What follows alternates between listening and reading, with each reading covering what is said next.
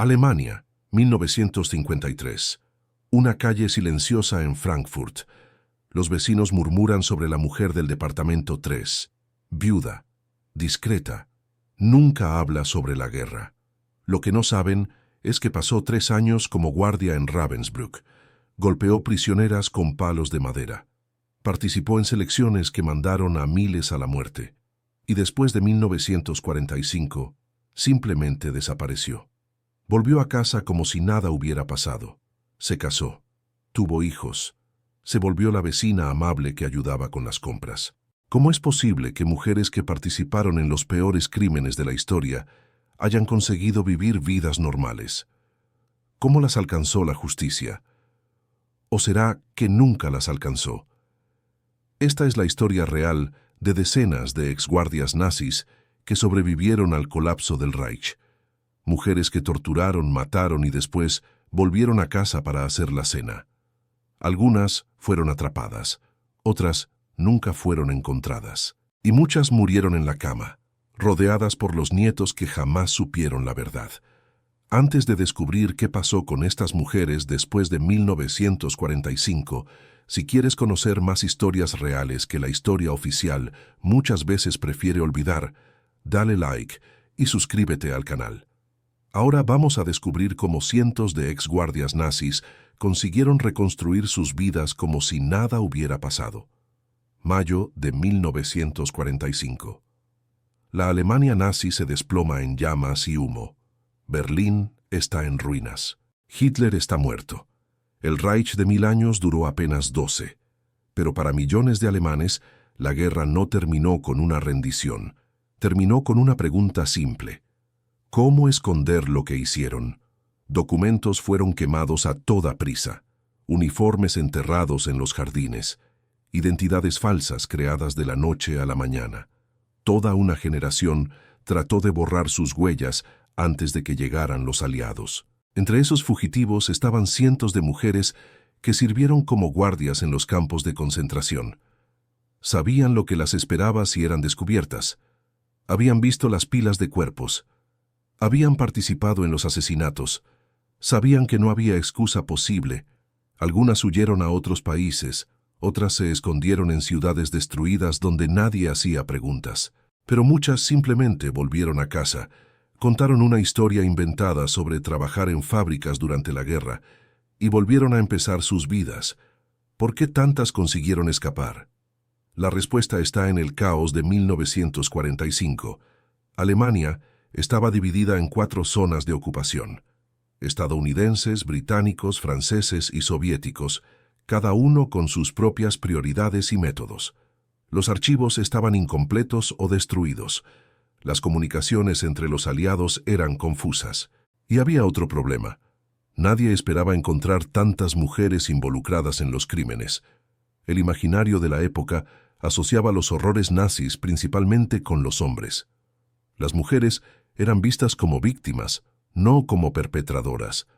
Esta percepción equivocada permitió que muchas exguardias pasaran desapercibidas. En los primeros años de la posguerra, las prioridades eran claras: arrestar a los líderes nazis, a los comandantes de los campos, a los arquitectos del Holocausto. Las guardias mujeres eran consideradas piezas menores en el sistema. Un error histórico que le costó caro a la justicia. En la zona soviética, los juicios fueron rápidos y duros. Muchas exguardias fueron enviadas a campos de trabajo en Siberia. Algunas nunca volvieron. En las zonas occidentales el proceso fue más burocrático y lento. Esto dio tiempo para que muchas fugitivas se organizaran, crearan nuevas identidades y desaparecieran en la multitud de refugiados que circulaban por la Europa destruida. El programa de desnazificación prometía limpiar la sociedad alemana. En la práctica, se volvió un juego de las escondidas que duró décadas. Familias enteras entraron en una conspiración de silencio. No se hacían preguntas. Los pasados no se investigaban. Una generación creció sin saber quién realmente eran sus padres o sus madres. Era más fácil creer que la guerra había sido peleada por otros, por monstruos, por personas diferentes a ellos. Pero la verdad era más perturbadora. Los monstruos eran personas normales que habían tomado decisiones terribles y ahora estaban sentadas en la mesa de la cena, ayudando con la tarea de los hijos. Los nazis habían creado un sistema perfecto para esconder la responsabilidad individual. Cada persona tenía un papel muy específico en la máquina de la muerte. Las guardias no tomaban decisiones políticas. Los administradores no operaban las cámaras de gas. Los médicos solo seguían protocolos científicos. Los transportistas solo movían trenes. Esta división del trabajo permitía que cada persona dijera: yo solo hacía mi parte, otros tomaban las decisiones importantes. Pero esta explicación ignora una verdad fundamental. En cada nivel del sistema, las personas tomaron decisiones individuales sobre cómo cumplir sus funciones. Podían ser crueles o mostrar pequeñas misericordias. Podían ir más allá de sus órdenes o limitarse al mínimo requerido. Las exguardias que escaparon de la justicia aprovecharon esta confusión moral. Se presentaban como víctimas de las circunstancias, como jóvenes ingenuas que habían sido engañadas por la propaganda nazi, como trabajadoras ordinarias que simplemente necesitaban un empleo durante la guerra. Esta narrativa de victimización funcionaba especialmente bien para las mujeres. La sociedad de la posguerra tenía dificultades para imaginar que madres y abuelas cariñosas hubieran participado en atrocidades. Era más fácil creer que habían sido manipuladas o forzadas. Los números cuentan una historia devastadora sobre la justicia de la posguerra. Se estima que entre 3.500 y 5.000 mujeres sirvieron como guardias en los campos de concentración nazis. De esas, solo cerca de 200 fueron juzgadas por los tribunales aliados entre 1945 y 1949. Eso significa que más del 90% nunca enfrentó un tribunal. Los juicios que ocurrieron siguieron patrones completamente diferentes, dependiendo de dónde y cuándo ocurrían. Esto creó una lotería judicial donde crímenes idénticos recibían castigos radicalmente diferentes. Los tribunales estadounidenses en Dachau se enfocaron en los crímenes cometidos en campos liberados por las tropas estadounidenses. Juzgaron rápidamente, pero con criterios inconsistentes. Una guardia podía ser condenada a muerte por golpizas, otra recibía solo 5 años por participar en asesinatos en masa. Los británicos en Lüneburg condujeron el famoso juicio de Bergen-Belsen, donde Irma Grese y otras guardias fueron condenadas a muerte. Pero aún ahí, muchas recibieron sentencias sorprendentemente leves. Los tribunales polacos en Cracovia fueron los más duros. Juzgaron principalmente crímenes cometidos en suelo polaco, especialmente en Auschwitz y Majdanek. Las sentencias eran severas. Muchas guardias recibieron prisión perpetua o pena de muerte. Los franceses juzgaron solo los crímenes contra ciudadanos franceses, ignorando la mayor parte de los asesinatos. Pero el mayor problema no eran las diferencias entre los tribunales. Era la falta de evidencias. Los nazis habían destruido documentos deliberadamente. Muchas víctimas estaban muertas. Los testigos estaban esparcidos por el mundo. Y las propias guardias rara vez cooperaban con las investigaciones. Resultado, aun cuando eran capturadas, muchas eran liberadas por falta de pruebas suficientes. La situación se puso aún peor en los años 1950. La Guerra Fría cambió las prioridades políticas. Alemania Occidental se volvió aliada estratégica contra la Unión Soviética. El discurso oficial cambió de desnazificación a reconciliación nacional. Se concedieron amnistías en masa. Las sentencias fueron reducidas. Las prisiones se abrieron. Muchas exguardias que cumplían penas largas fueron liberadas años antes de lo previsto. La justificación era siempre la misma. Necesitamos seguir adelante. No podemos vivir en el pasado. Ya sufrieron suficiente. Para las víctimas y sobrevivientes, estas palabras sonaban como una segunda traición. En los años 1960, una nueva generación de alemanes comenzó a hacer preguntas incómodas sobre el pasado de sus padres. El juicio de Adolf Eichmann en Jerusalén, en 1961, conmocionó al mundo y revivió el interés por los crímenes nazis. Los procesos en Alemania fueron reabiertos. Surgió una nueva doctrina legal. Ya no era necesario probar crímenes específicos. Bastaba probar participación consciente en el sistema de exterminio. Esto llevó a una ola de juicios tardíos en los años 1970 y 1980. Decenas de exguardias ancianas, algunas con más de 80 años, fueron llevadas a juicio. El problema es que la mayoría ya había muerto de vejez. Los pocos juicios que ocurrieron generaron debates intensos. ¿Tenía sentido procesar a nonagenarias en sillas de ruedas? ¿La justicia tardía seguía siendo justicia? Para algunos, sí. Era una cuestión de principio. Los crímenes contra la humanidad no prescriben, no importa cuánto tiempo haya pasado. Para otros, era cruel e inútil. Las verdaderas víctimas ya estaban muertas. Los juicios servían solo para satisfacer una sed de venganza. Pero había un tercer grupo que veía en los juicios tardíos algo diferente, una oportunidad de educación, demostrar a las nuevas generaciones que las acciones tienen consecuencias, aún décadas después. Esta visión acabó prevaleciendo. Los juicios continuaron, no solo para castigar, sino para enseñar. Herta Bote siempre quiso ser enfermera. Nació en 1921 en una pequeña ciudad alemana, hija de un carpintero y una ama de casa. Familia trabajadora, religiosa, aparentemente normal. A los 18 años, comenzó a entrenar como enfermera en una clínica local. Pero la guerra cambió sus planes. En 1942, respondió a un anuncio que prometía trabajo importante para el Reich, con buena remuneración y vivienda garantizada. El anuncio no mencionaba que sería en Stutthof, un campo de concentración. Bote se adaptó rápidamente a la nueva función. En pocos meses, pasó de aprendiz de enfermera a guardia veterana. Cargaba un bastón de madera y lo usaba sin vacilación. Las prisioneras la recordaban como una de las guardias más brutales de Stutthof. Golpeaba a mujeres por razones triviales, caminar muy lento, mirar en dirección equivocada, respirar muy alto durante los recuentos. En 1944 fue transferida a Bergen-Belsen, donde supervisaba miles de prisioneras en condiciones inhumanas. Cuando los británicos liberaron el campo en abril de 1945, encontraron montañas de cuerpos y a Herta Bote aún en su puesto. Juicio rápido en septiembre de 1945. Las evidencias eran devastadoras. Decenas de testigos describieron sus golpizas y asesinatos. Fue condenada a 10 años de prisión, pero sirvió solo 6 años. Fue liberada en 1951 por buena conducta. Y entonces, Herta Bote simplemente volvió a casa. Consiguió empleo como doméstica en una familia rica. Su patrón nunca supo de su pasado. Para él, era solo una mujer trabajadora que había perdido al marido en la guerra.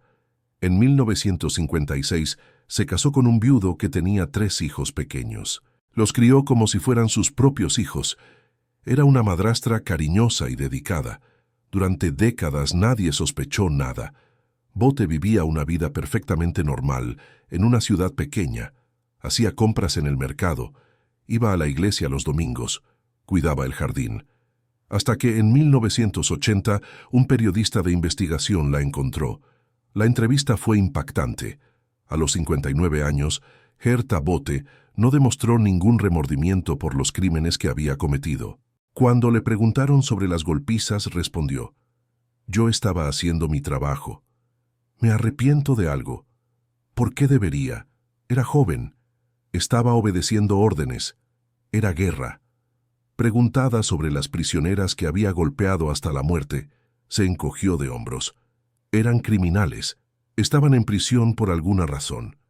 La entrevista fue transmitida por televisión en Alemania y causó escándalo. Por primera vez, el público alemán vio a una exguardia nazi hablando abiertamente, sin remordimiento, sobre su participación en el Holocausto. Herta Bote vivió hasta los 79 años, muriendo tranquilamente en su cama en 2000. Sus hijastros, que la adoraban, quedaron conmocionados cuando supieron la verdad después de su muerte. Uno de ellos dijo a los periodistas: «Para nosotros era solo una abuela que hacía los mejores pasteles de manzana de la ciudad. Nunca imaginamos que tenía sangre en las manos. Si la historia de Herta Bote es sobre negación, la de Hildegard Lachert es sobre reinvención.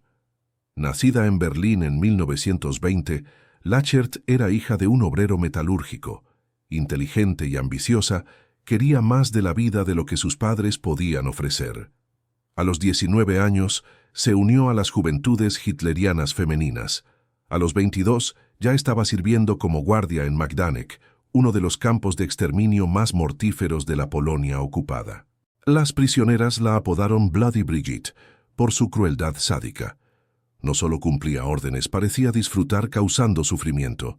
Los testigos la describieron forzando a prisioneras a arrodillarse en el lodo helado por horas, golpeando mujeres embarazadas hasta que abortaran, eligiendo niños para las cámaras de gas con una sonrisa en el rostro. En 1943 fue transferida a Auschwitz, donde su reputación de brutalidad solo creció. Capturada en 1945, fue juzgada por los polacos y condenada a 15 años de prisión. Pero en 1956 algo sorprendente ocurrió. Fue discretamente liberada y deportada a Alemania Occidental. ¿Por qué? Documentos desclasificados décadas después revelaron la verdad impactante. Hildegard Lachert había sido reclutada como agente doble durante la Guerra Fría. La CIA y el servicio secreto alemán BND la liberaron a cambio de información sobre redes de exnazis y comunistas en Europa Oriental. Su misión era infiltrar grupos de veteranos de las SS que podrían ser útiles o peligrosos. Durante los años 1960, Lachert vivió una vida doble extraordinaria. Públicamente, trabajaba como secretaria en una empresa de seguros en Düsseldorf. Privadamente, reportaba actividades de antiguos colegas nazis a sus nuevos jefes estadounidenses y alemanes. Fue una de las operaciones más cínicas de la Guerra Fría, usar a una asesina en masa como espía porque tenía las conexiones correctas. Pero en 1975, todo se desplomó. Alemania había cambiado. Una nueva generación exigía justicia por los crímenes nazis, independientemente de consideraciones de la Guerra Fría. Hildegard Lachert fue arrestada de nuevo y llevada a juicio en Düsseldorf. Esta vez, el proceso duró 6 años y reveló detalles horribles sobre sus crímenes. Sobrevivientes, ahora ancianos, viajaron de todo el mundo para testificar contra ella. Descripciones de niños siendo enviados a la muerte. Mujeres golpeadas hasta la inconsciencia. Selecciones conducidas como si fueran juegos. La defensa de Lachert era simple. Solo estaba siguiendo órdenes, pero los tiempos habían cambiado. El tribunal no aceptó esa justificación. Condena, prisión perpetua. Esta vez no hubo liberación anticipada. En la prisión, Lachert finalmente habló sobre sus crímenes, no en arrepentimiento, sino en justificación. En una carta para un periódico escribió: «Era joven y no sabía mejor. Todos hacían lo que yo hice. Era guerra». Murió en prisión en 1995, a los 74 años. Hasta el final, insistió en que era una víctima de las circunstancias. Ilse Koch no era una guardia común. Era la esposa de Karl Koch, comandante del campo de concentración de Buchenwald. Eso le daba un poder y estatus que pocas mujeres en el sistema nazi poseían, y usó ese poder de maneras que conmocionaron hasta a otros nazis. Nacida en Dresden en 1906, Koch se casó a los 30 años con un oficial de las SS en ascenso. Cuando él fue nombrado comandante de Buchenwald en 1937, se mudó al campo y comenzó a construir su propio imperio de horror. Mientras miles de prisioneros morían de hambre y enfermedad, Koch vivía como una reina. Construyó una mansión lujosa dentro de los límites del campo. Tenía sirvientes personales, prisioneros forzados a servirla. Organizaba fiestas elaboradas, mientras hombres morían a pocos metros de distancia. Pero su verdadero horror era personal y sádico. Koch coleccionaba objetos hechos con partes del cuerpo humano, lámparas de piel humana tatuada, cubiertas de libros hechas de cuero humano, guantes confeccionados con la piel de prisioneros asesinados. Seleccionaba personalmente prisioneros con tatuajes interesantes, ordenaba su muerte y enviaba la piel a artesanos que creaban sus trofeos macabros. La corrupción de la pareja Koch se volvió tan escandalosa que hasta otros oficiales de las SS se conmocionaron. Heinrich Himmler ordenó una investigación en 1943. Karl Koch fue arrestado por corrupción y ejecutado por sus propios camaradas en 1945. Pero Ilse escapó de la justicia nazi. Cuando los estadounidenses liberaron Buchenwald en abril de 1945, encontraron evidencias de los crímenes de Koch esparcidas por su mansión. Los objetos de piel humana fueron fotografiados y se convirtieron en algunas de las imágenes más impactantes de la posguerra. Juicio en 1947. Condenada a prisión perpetua.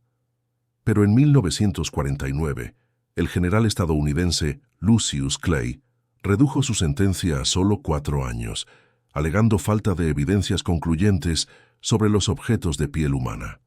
La decisión causó escándalo internacional. Los sobrevivientes se sintieron traicionados. La prensa habló de justicia comprada. Koch fue liberada, pero no por mucho tiempo. Las autoridades alemanas occidentales la arrestaron inmediatamente y organizaron un nuevo juicio en 1950. Esta vez, la evidencia fue presentada más cuidadosamente. Los testigos describieron en detalles cómo seleccionaba víctimas. Los documentos probaron su involucramiento en los asesinatos. Nueva condena: prisión perpetua. Esta vez, sin posibilidad de reducción. Koch pasó los siguientes 17 años en prisión. Escribía cartas constantes protestando su inocencia. Alegaba ser víctima de propaganda aliada. Negaba cualquier conocimiento de los objetos de piel humana. En 1967, a los 60 años, fue encontrada colgada en su celda. Suicidio con sábanas de la prisión. Dejó 3 hijos que pasaron décadas huyendo del apellido de la madre. Uno cambió de identidad legal 3 veces. Otro emigró a América del Sur y nunca más volvió a Alemania. Entre las historias de sadismo y negación, la trayectoria de Johanna Langefeld ofrece un contraste perturbador y tal vez aún más inquietante. Nacida en Baviera en 1900, Langefeld trabajó como costurera antes de ingresar al sistema concentracionario nazi. En 1938 se convirtió en guardia jefe en Lichtenburg, el primer campo de concentración para mujeres. Después fue transferida a Ravensbrück y finalmente a Auschwitz-Birkenau. Pero su reputación entre las prisioneras era diferente a la de la mayoría de las otras guardias. Los sobrevivientes la describieron como menos cruel que sus colegas. Algunas reportaron pequeños actos de humanidad: comida extra escondida, medicamentos de contrabando, castigos aliviados cuando nadie estaba mirando. Eso no significa que fuera inocente. Como supervisora jefe, Langefeld comandaba todo el sistema de guardias femeninas, organizaba los recuentos diarios, supervisaba los castigos, implementaba las órdenes de ejecución. Pero dentro de ese sistema de horror, ocasionalmente mostraba destellos de humanidad que otras guardias no mostraban. Por eso, cuando fue capturada por los estadounidenses en 1945, algo inédito ocurrió. Exprisioneras se ofrecieron para testificar a su favor. Mujeres que habían sufrido en Ravensbrück escribieron cartas a las autoridades aliadas pidiendo clemencia para Langefeld. No negaban que hubiera participado en el sistema, pero argumentaban que había tratado, dentro de los límites posibles, de minimizar el sufrimiento. El caso creó un dilema legal y moral. ¿Cómo juzgar a alguien que había sido simultáneamente perpetradora y ocasionalmente protectora? El juicio fue pospuesto varias veces, mientras las autoridades trataban de decidir qué hacer. Langefeld quedó presa, esperando una decisión que nunca llegó. En 1946 consiguió algo aún más extraordinario. Escapó de la prisión con ayuda de exprisioneras. Mujeres que habían sido sus prisioneras organizaron y financiaron su fuga. La escondieron, le proporcionaron documentos falsos y la ayudaron a desaparecer. Durante años, Johanna Langefeld vivió bajo identidad falsa en una granja remota en Baviera. Trabajaba como doméstica para una familia que nunca supo quién era realmente. Era una empleada ejemplar, trabajadora, honesta, discreta. En 1959, la policía alemana finalmente la localizó. Pero el clima político había cambiado completamente. La opinión pública alemana estaba cansada de juicios nazis. El gobierno quería seguir adelante. El caso fue discretamente archivado. Langefeld pasó sus últimos 15 años en una casa modesta en Baviera. Recibía visitas ocasionales de exprisioneras que aún la veían con gratitud. Para ellas había sido un faro de humanidad en un océano de crueldad. Murió en 1974, a los 73 años, nunca habiendo sido formalmente condenada por ningún crimen. Su historia plantea preguntas inquietantes sobre culpa y responsabilidad. ¿Es posible ser menos culpable dentro de un sistema genocida? ¿Los pequeños actos de bondad compensan la participación en el horror mayor? No hay respuestas fáciles, pero la historia de Langefeld muestra que aún dentro del sistema más diabólico de la historia, algunas personas trataron de mantener su humanidad. Hermine Braunsteiner se convirtió en el ejemplo perfecto de cómo una criminal de guerra podía esconderse a plena vista en Estados Unidos. Si estuvieras caminando por las calles de Queens en Nueva York en los años 1960, podrías haberte encontrado con Hermine Ryan haciendo compras en el supermercado. Un ama de casa ejemplar casada con un electricista estadounidense activa en la comunidad local. Lo que no sabrías es que Hermine Ryan era en realidad Hermine Braunsteiner, conocida en Majdanek como la Yegua, por sus patadas brutales con botas de caña alta. Nacida en Austria en 1919, Braunsteiner ingresó al sistema concentracionario en 1939, a los 20 años. Fue entrenada en Ravensbrück y después enviada a Majdanek, en la Polonia ocupada. Ahí desarrolló una técnica de tortura que la hizo infame. Pisoteaba prisioneras hasta la muerte con sus botas de caña alta. Los sobrevivientes la describieron bailando sobre los cuerpos de las víctimas. Capturada en 1945, fue juzgada por los austriacos y condenada a 3 años de prisión. Liberada en 1948, hizo algo que decenas de exnazis hicieron: emigró a Estados Unidos. La América de la posguerra estaba abierta a refugiados europeos. Las verificaciones de antecedentes eran superficiales. Miles de exnazis consiguieron infiltrarse en el país con identidades falsas o historias inventadas. Braunsteiner llegó a Nueva York en 1950 y rápidamente se integró a la comunidad de inmigrantes alemanes en Queens. Conoció a Russell Ryan, un electricista estadounidense, y se casó con él en 1953. Durante los siguientes 20 años, fue la perfecta ama de casa estadounidense. Cocinaba para eventos de la iglesia, ayudaba a vecinos ancianos, participaba en bazares de caridad. Nadie sospechaba que la mujer gentil que hacía los mejores strudel de la vecindad había matado cientos de personas en Europa. Hasta 1964, cuando Simon Wiesenthal, el famoso cazador de nazis, descubrió su paradero. Wiesenthal había pasado años investigando crímenes en Majdanek cuando encontró el nombre de Hermine Braunsteiner en una lista de guardias. Más investigación reveló que estaba viviendo en Queens bajo el nombre de Hermine Ryan. El caso se volvió un escándalo internacional. Los periodistas rodearon la casa de Ryan. Los vecinos quedaron conmocionados. Su marido inicialmente no creyó las acusaciones. Comenzó entonces una batalla legal que duró 9 años. Braunsteiner Ryan negaba vehementemente las acusaciones. Alegaba ser víctima de confusión de identidad. Contrató abogados caros y luchó contra la extradición. Pero las evidencias eran aplastantes. Los sobrevivientes de Majdanek la identificaron en fotografías. Los documentos nazis confirmaban su servicio en el campo. Los testigos describieron sus crímenes en detalles. En 1973, se convirtió en la primera persona extraditada de Estados Unidos por crímenes de guerra nazis. Fue enviada a Alemania Occidental para juicio. El proceso en Düsseldorf duró de 1975 a 1981. 6 años de audiencias que revelaron el horror de Majdanek en detalles impactantes. Cientos de testigos viajaron de todo el mundo para declarar. Sobrevivientes ancianos muchos hablando públicamente por primera vez, describieron las patadas, pisoteos y asesinatos. La defensa de Braunsteiner era predecible. Solo estaba siguiendo órdenes. Era joven. No tenía opción. Todos hacían lo mismo. El tribunal no lo aceptó. En 1981, a los 62 años, Hermine Braunsteiner fue condenada a prisión perpetua. Sirvió 15 años antes de ser liberada en libertad condicional en 1996, a los 77 años. Pasó sus últimos años en una casa de retiro, bajo nombre falso, evitando la prensa. Murió en 1999, a los 80 años. Su caso estableció un precedente legal crucial.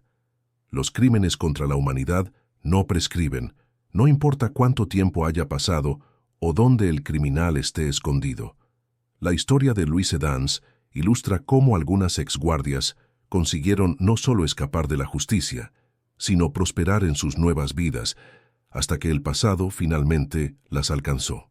Nacida en 1917, Dance sirvió primero como guardia en Plaszow, el campo comandado por el infame Amon Goth, retratado en la película La lista de Schindler. Después fue transferida a Ravensbrück como guardia jefe. En ambos campos era conocida por su eficiencia administrativa, un eufemismo para organizar selecciones que mandaban a miles a la muerte. Capturada por los soviéticos en 1945, fue condenada a 25 años en un campo de trabajo siberiano. Pero en 1956, durante el deshielo post-Stalin, fue liberada anticipadamente como parte de un acuerdo diplomático entre la Unión Soviética y Alemania Oriental. El régimen comunista alemán la recibió como una camarada rehabilitada. Oficialmente, era una víctima del militarismo fascista que se había reeducado a través del trabajo. Dance consiguió empleo como contadora en una fábrica estatal. Se casó con un veterano de guerra comunista. Tuvo hijos. Vivió una vida perfectamente normal en Alemania Oriental por 40 años. Era una ciudadana ejemplar del régimen socialista. Participaba en eventos del partido. Sus hijos eran miembros de la Juventud Comunista. Sus nietos la adoraban como una abuela cariñosa que hacía los mejores pasteles de domingo. Nadie en la familia sabía la verdad sobre su pasado. Para ellos, abuelita Louise había trabajado en una fábrica durante la guerra y después fue injustamente presa por los capitalistas occidentales. Todo cambió en 1989, cuando cayó el muro de Berlín. Los archivos de Alemania Oriental fueron abiertos. Los investigadores alemanes descubrieron la verdadera identidad de Louise Dance. En 1996, a los 79 años, fue localizada viviendo en una casa de retiro en Leipzig. Estaba senil en una silla de ruedas, apenas reconocía a sus propios hijos. Un juicio era imposible. Murió 2 años después, a los 81 años, sin nunca haber enfrentado justicia por sus crímenes en Alemania Occidental. Su familia quedó devastada. Los hijos descubrieron que la madre que amaban había sido una criminal de guerra. Los nietos no podían reconciliar la imagen de la abuela cariñosa con la realidad de su participación en el Holocausto. El caso Dance ilustra una de las cuestiones más perturbadoras sobre la justicia tardía. ¿Qué hacer cuando llega demasiado tarde? ¿Cómo lidia hoy la sociedad con la memoria de estas mujeres? La respuesta no es simple. Durante décadas, fueron olvidadas, minimizadas o transformadas en caricaturas sexualizadas por los medios populares. Las películas de terror de los años 1970 crearon el estereotipo de la mujer de las SS, una figura hipersexualizada que mezclaba sadismo y erotismo. Estas representaciones distorsionadas sirvieron más para satisfacción morbosa que para educación histórica. En los museos del Holocausto alrededor del mundo, la situación es más seria pero aún problemática. Las exguardias aparecen discretamente. Fotografías en las paredes, nombres en placas, menciones breves en testimonios de sobrevivientes. Pero rara vez son el foco principal de las exposiciones. ¿Por qué? Primero, porque la documentación sobre ellas es más escasa que sobre los hombres. Segundo, porque el imaginario público aún asocia el mal nazi principalmente con las figuras masculinas. Tercero, porque es más fácil hablar sobre víctimas que sobre perpetradoras. Esta tendencia está cambiando lentamente. Nuevos estudios académicos investigan el papel de las mujeres en el Holocausto, no solo como víctimas, sino como perpetradoras activas. La historiadora Wendy Lower publicó en 2013 el libro Las furias de Hitler, que documenta cómo 500.000 de mujeres alemanas participaron activamente en el genocidio, no solo como guardias, sino como enfermeras que mataban pacientes, secretarias que organizaban deportaciones, esposas de oficiales que participaban en masacres. Estos estudios muestran que la participación femenina en el Holocausto fue mucho mayor de lo que se pensaba anteriormente. La cuestión del arrepentimiento permanece central. De las cientos de exguardias que sobrevivieron hasta los años 1980-90, ¿cuántas demostraron remordimiento genuino? Muy pocas. La gran mayoría mantuvo silencio o negó responsabilidad hasta el final.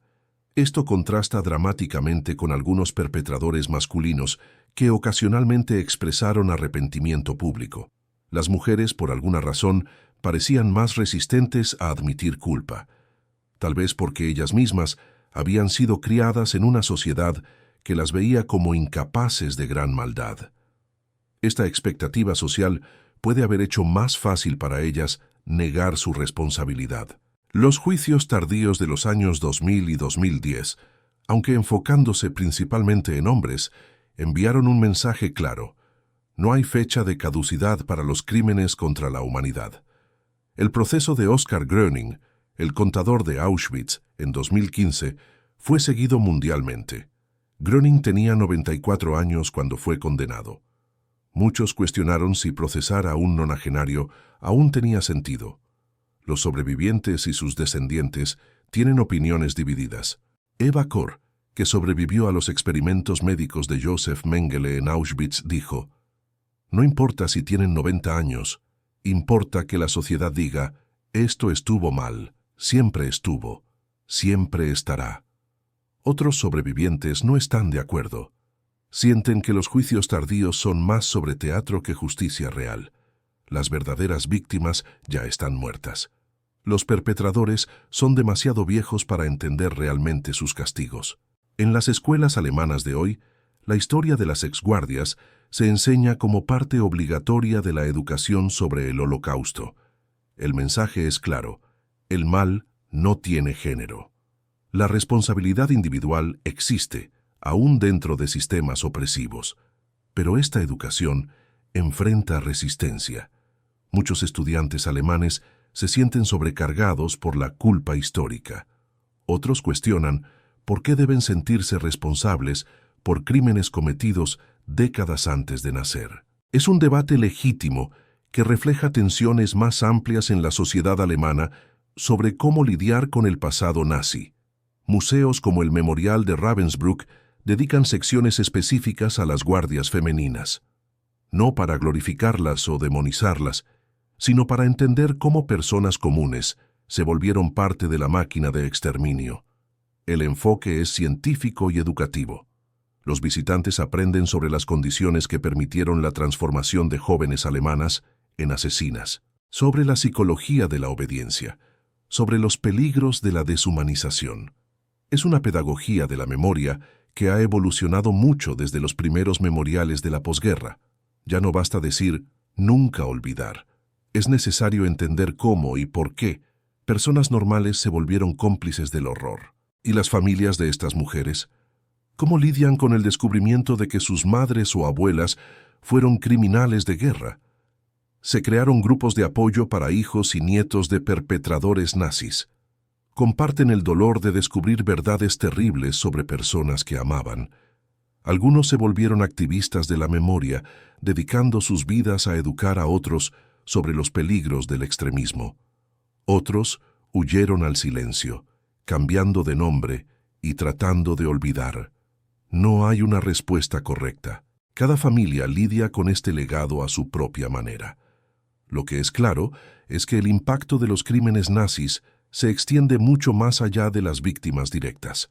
Generaciones de alemanes cargan el peso moral de lo que hicieron sus antepasados. Hoy, cuando los extremistas de derecha ganan fuerza en Europa y América, las historias de estas exguardias ganan nueva relevancia. Muestran cómo personas comunes pueden volverse perpetradoras cuando la sociedad normaliza la violencia contra grupos marginados. Cómo la obediencia ciega puede llevar al mal absoluto. Cómo la responsabilidad individual no desaparece, aún en sistemas autoritarios. Son lecciones que van más allá de la historia. Son advertencias para el presente. En 2019, un reportaje del periódico alemán Der Spiegel siguió a los hijos y nietos de antiguos nazis. Las entrevistas revelaron traumas familiares que persisten durante generaciones. Maria Schneider, hija de un antiguo comandante de Treblinka, descubrió la verdad sobre su padre recién a los 45 años, cuando los investigadores llamaron a su puerta en 1987. Toda mi vida se basó en una mentira, dijo. El hombre que me enseñó a andar en bicicleta, que me llevó a pescar, que me consoló cuando lloraba, este hombre había asesinado a niños de mi edad. María sufrió una depresión severa tras el descubrimiento. Se divorció de su esposo, quien no pudo soportar la revelación. Se mudó de ciudad 3 veces. Cambió de nombre 2 veces. Cargo con su culpa, dijo. Sé que es irracional. Ni siquiera había nacido, pero siento que tengo las manos manchadas de sangre. Esta culpa heredada afecta a cientos de familias en Alemania, Austria y otros países donde los antiguos nazis se establecieron después de la guerra. Los psicólogos han identificado un patrón. Los hijos de criminales de guerra nazis a menudo desarrollan depresión, ansiedad y problemas de identidad cuando descubren la verdad sobre sus padres. Algunos se convierten en activistas en memoria del Holocausto, intentando compensar los crímenes de sus padres mediante la educación. Otros se refugian en el silencio absoluto, cambiando sus nombres y cortando el contacto con sus familias. Volvamos a esa ventana en Frankfurt, 1953. La cortina entreabierta. Los vecinos murmurando sobre la mujer misteriosa del departamento 3. Ahora sabemos quién era.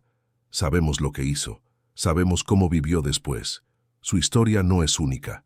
Cientos de mujeres como ella volvieron a casa después de 1945 y reconstruyeron sus vidas sobre cimientos de silencio y negación. Algunas fueron eventualmente descubiertas y castigadas. Otras murieron libres, llevando sus secretos a la tumba. Muchas crearon familias amorosas, sin nunca contarles a los hijos sobre la sangre en sus manos. Pero la pregunta central permanece. ¿Qué significa vivir después cuando se participó en lo indecible?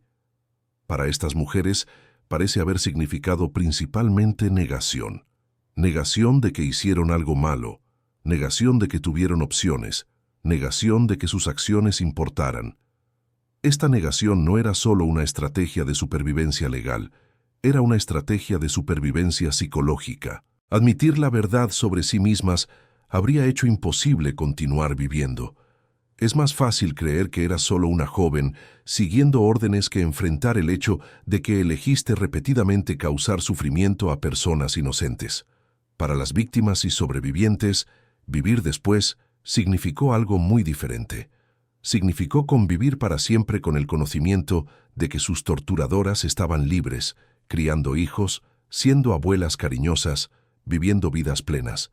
Muchos sobrevivientes reportaron pesadillas recurrentes, imaginando a sus antiguas guardias en casas cómodas, mientras ellos cargaban cicatrices físicas y psicológicas permanentes. Esta injusticia fundamental, que el bien y el mal no siempre reciben lo que merecen, es una de las lecciones más difíciles de la historia de la posguerra.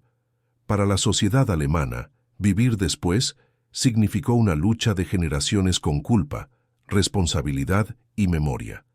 ¿Cómo una nación reconstruye su identidad moral después de cometer el mayor crimen de la historia? La respuesta alemana fue compleja y contradictoria. Períodos de negación seguidos por períodos de confrontación dolorosa. Intentos de olvidar intercalados con obligaciones de recordar. Hoy, casi 80 años después, esta lucha continúa. Nuevos extremistas niegan el Holocausto. Políticos de derecha minimizan los crímenes nazis. Jóvenes alemanes cuestionan por qué deben cargar responsabilidad histórica. Es por eso que las historias de estas exguardias permanecen importantes. Nos recuerdan que el mal rara vez viene con cuernos y cola. Generalmente tiene cara humana, sonríe a los vecinos y hace pasteles de domingo para los nietos. Nos muestran que la responsabilidad individual no desaparece aún en los sistemas más autoritarios, que solo estaba siguiendo órdenes, no es una excusa válida para participar en atrocidades. Y nos alertan que las sociedades civilizadas pueden desmoronarse rápidamente cuando las personas comunes dejan de importarles el sufrimiento de otros. En las casas alemanas hoy hay fotografías en las paredes de abuelas sonrientes con niños en brazos. Algunas de esas abuelas participaron en el mayor crimen de la historia de la humanidad. Esa es la realidad embrujada de la memoria humana, y es por eso que estas historias necesitan continuar siendo contadas, no para satisfacer una curiosidad mórbida sobre el pasado, sino para recordarnos nuestra propia capacidad de elegir entre el bien y el mal, para alertarnos sobre los peligros de la indiferencia moral, para enseñarnos que la responsabilidad individual nunca desaparece. No importa qué tan poderosos sean los sistemas que nos rodean. Si esta historia te hizo reflexionar sobre la importancia de preservar la memoria histórica y resistir al extremismo en todas sus formas, considera suscribirte al canal.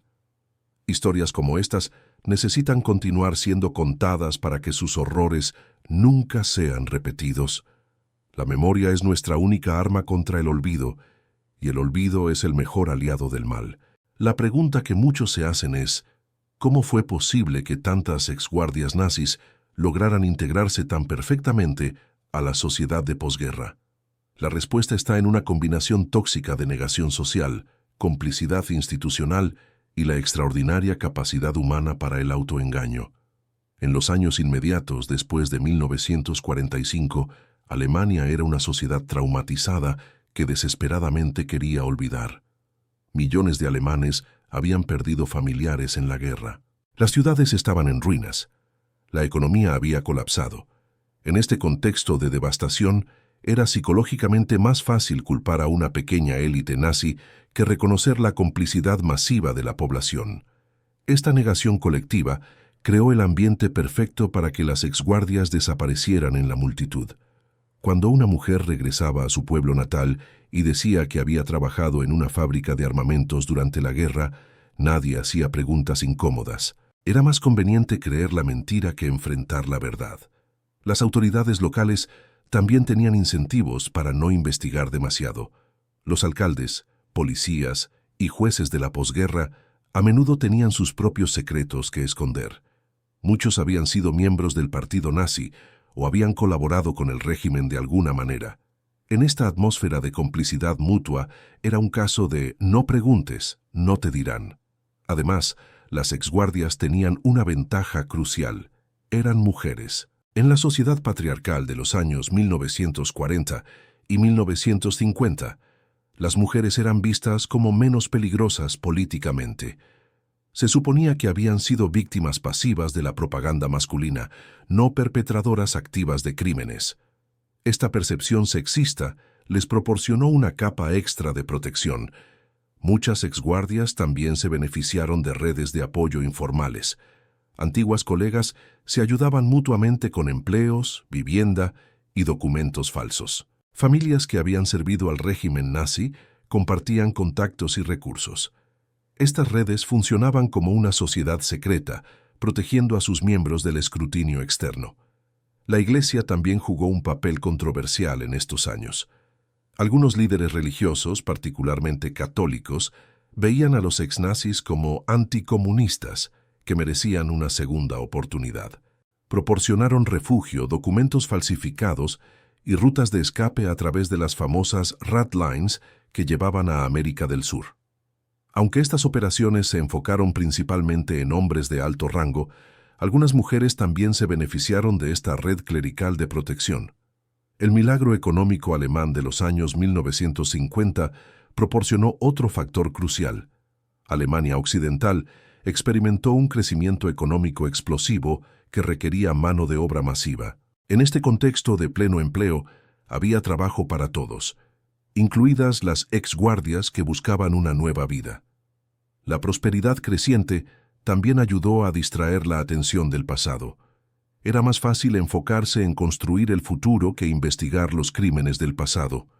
Las propias exguardias desarrollaron estrategias sofisticadas de supervivencia psicológica. Muchas se convencieron genuinamente de que habían sido víctimas, no perpetradoras. Se decían a sí mismas que habían sido engañadas por la propaganda nazi, forzadas por las circunstancias o simplemente siguiendo órdenes. Esta autovictimización no era necesariamente calculada. A menudo era un mecanismo inconsciente de defensa psicológica. Otras adoptaron lo que los psicólogos llaman compartimentalización moral. Separaban completamente su pasado como guardias de su presente como madres y esposas. Para ellas, estos eran dos personas diferentes que habían vivido en mundos diferentes. Esta división mental les permitía funcionar normalmente sin confrontar la contradicción entre sus dos identidades. Algunas desarrollaron narrativas elaboradas de justificación. Se convencían de que habían estado protegiendo a Alemania de elementos peligrosos, que habían participado en una guerra necesaria contra enemigos del pueblo alemán, que sus acciones, aunque duras, habían sido moralmente justificadas por las circunstancias extraordinarias de la época. Estas estrategias psicológicas fueron reforzadas por el discurso oficial de la Alemania Occidental de los años 1950. El gobierno de Konrad Adenauer promovía activamente una política de olvidar y perdonar. Se argumentaba que era necesario integrar a todos los alemanes, incluidos los exnazis, en la nueva sociedad democrática.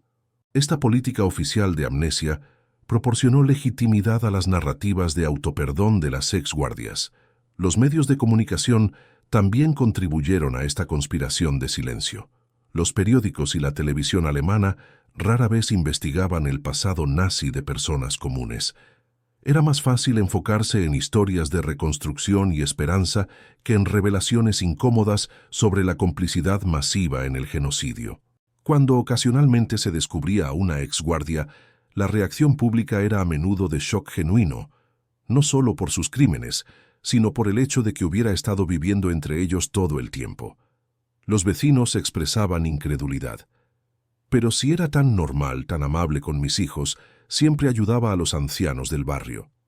Esta incredulidad revela algo profundo sobre la naturaleza humana y la facilidad con que racionalizamos el mal. Las personas prefieren creer que los monstruos son obvios, que llevan señales claras de su maldad. La realidad de que asesinos en masa pueden ser vecinos encantadores es demasiado perturbadora para ser aceptada fácilmente. Las familias de las exguardias también desarrollaron mecanismos de negación. Los hijos crecieron con versiones sanitizadas del pasado de sus madres. Se les decía que mamá había trabajado como secretaria, enfermera o empleada de fábrica durante la guerra. Cuando surgían inconsistencias en estas historias, se explicaban vagamente como confusión por el trauma de la guerra. Muchos hijos y nietos desarrollaron lo que los psicólogos llaman ceguera intencional. Subconscientemente sospechaban que algo no cuadraba en las historias familiares, pero evitaban hacer preguntas directas. Era más cómodo vivir en la ambigüedad que enfrentar verdades potencialmente devastadoras. Esta dinámica familiar se extendía a comunidades enteras. Pueblos pequeños donde vivían exguardias desarrollaron culturas de silencio colectivo. Todos sabían o sospechaban algo, pero nadie hablaba abiertamente. Se establecía un pacto tácito de no investigación mutua. La Guerra Fría proporcionó otro factor crucial que benefició a las exguardias. A medida que las tensiones entre Estados Unidos y la Unión Soviética se intensificaron, las prioridades occidentales cambiaron dramáticamente. Alemania Occidental se convirtió en un aliado estratégico crucial contra el comunismo. En este contexto, perseguir a exnazis se consideraba contraproducente para los objetivos geopolíticos más amplios. Los servicios de inteligencia occidentales Incluso reclutaron activamente a algunos ex-nazis, incluidas guardias como Hildegard Lachert, por su conocimiento de las redes comunistas en Europa Oriental. Esta colaboración proporcionó a algunas ex-guardias no solo protección, sino legitimidad oficial como activos de inteligencia. El sistema legal también evolucionó de maneras que beneficiaron a las ex-guardias. Los criterios para procesar crímenes de guerra se volvieron cada vez más restrictivos. Ya no bastaba con demostrar participación en el sistema de campos, era necesario probar actos criminales específicos e individuales. Esta barra legal más alta hizo extremadamente difícil procesar a guardias décadas después de sus crímenes.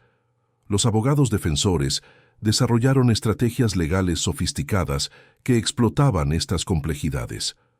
Argumentaban que sus clientas habían sido simples empleadas, que no tenían autoridad para tomar decisiones, que habían actuado bajo coerción extrema, que la evidencia era insuficiente o poco confiable debido al paso del tiempo. Estas defensas a menudo funcionaban, especialmente con jurados que estaban predispuestos a ver a mujeres ancianas como víctimas en lugar de perpetradoras. La disonancia cognitiva entre la imagen de abuelita dulce y criminal de guerra nazi era demasiado grande para muchos jurados. El factor tiempo también jugó a favor de las exguardias. Cada año que pasaba hacía más difícil la investigación y el procesamiento. Los testigos morían o perdían la memoria. Los documentos se deterioraban o se perdían. Las propias acusadas envejecían, desarrollaban problemas de salud o demencia que complicaban los procedimientos legales. Para los años 1970 y 1980, cuando finalmente cambió la voluntad política para perseguir criminales de guerra nazis, la ventana de oportunidad se estaba cerrando rápidamente. Muchas exguardias ya habían muerto de causas naturales. Las que seguían vivas eran often demasiado viejas o enfermas para ser procesadas efectivamente. Esta realidad creó profundos dilemas éticos y legales. ¿Tenía sentido procesar a mujeres de 80 o 90 años por crímenes cometidos 40 años antes? ¿La justicia tardía seguía siendo justicia? ¿O se había convertido en un ejercicio de venganza sin propósito constructivo? Los sobrevivientes del Holocausto tenían opiniones divididas sobre estas preguntas. Algunos argumentaban apasionadamente que los crímenes contra la humanidad no prescriben, que era importante enviar un mensaje claro de que tales atrocidades nunca quedan impunes. Otros sentían que los juicios tardíos eran ejercicios vacíos que no podían devolver a los muertos ni sanar las heridas de los vivos. Esta tensión entre justicia y pragmatismo nunca se resolvió completamente. Algunos países siguieron procesando casos hasta bien entrados los años 2000, mientras otros decidieron que era demasiado tarde para una justicia significativa. El legado de esta impunidad masiva se extiende mucho más allá de las propias exguardias. Estableció precedentes peligrosos sobre la capacidad de los criminales para escapar de las consecuencias si logran esconderse durante suficiente tiempo. Envió mensajes ambiguos sobre el valor que las sociedades democráticas ponen en la justicia y la responsabilidad. Tal vez lo más perturbador es lo que estas historias revelan sobre nuestra propia capacidad para el autoengaño y la negación. Las comunidades que acogieron a exguardias durante décadas no eran inherentemente más malvadas que otras. Simplemente tomaron el camino más fácil, no hacer preguntas incómodas, no investigar demasiado profundamente, no confrontar verdades perturbadoras. Esta tendencia humana hacia la negación y la complicidad pasiva sigue siendo relevante hoy. En todo el mundo, comunidades continúan cerrando los ojos ante injusticias obvias, desde violencia doméstica hasta corrupción política y discriminación sistemática. Las historias de las exguardias nazis nos recuerdan cuán fácil es para personas ordinarias volverse cómplices del mal simplemente eligiendo no ver.